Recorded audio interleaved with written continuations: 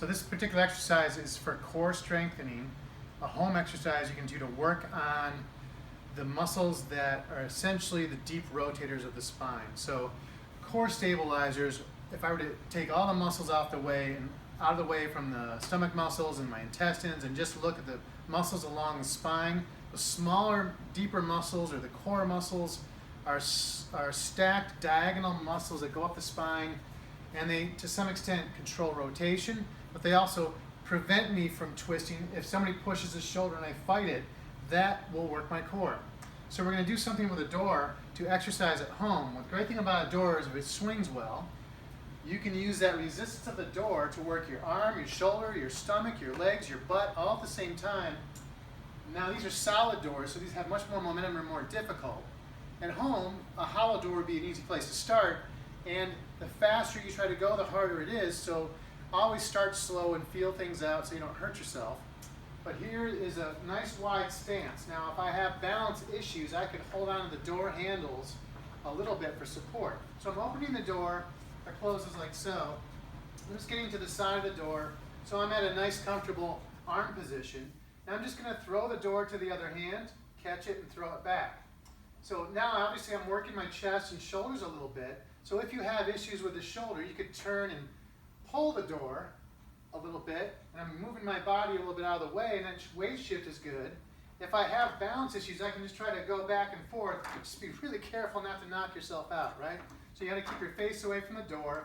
You have to be responsible to have good posture. You unlock the knees, and I can just wiggle back and forth, or I can throw the door bigger. And every time I do this, I feel my stomach, my spine, my legs, my butt work a little bit.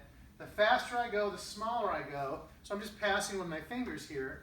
I can protect my shoulders by hugging them against my body and just using my fingertips, or bigger, faster, harder, right? So this is kind of like pulling punches or pushing and pulling, all this back and forth to get my core going.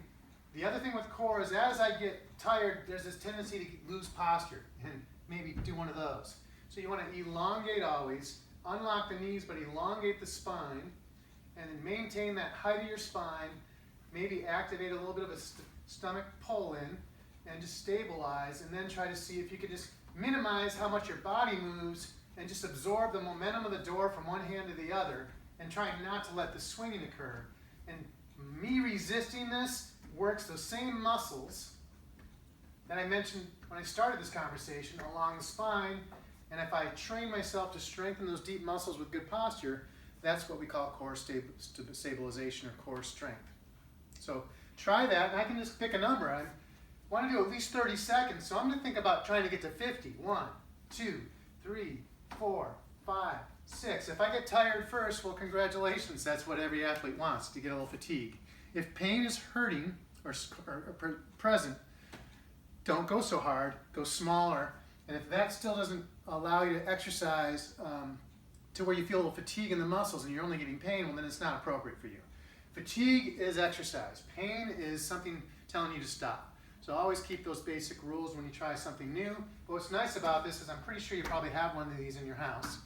And you can always just pick a number, and it's something tangible and accessible.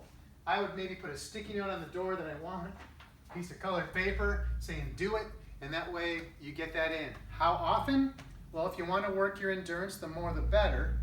So high numbers frequently throughout the day. So something like this, I pass through doors all the time. I could do this opportunistically at least 30 times a day.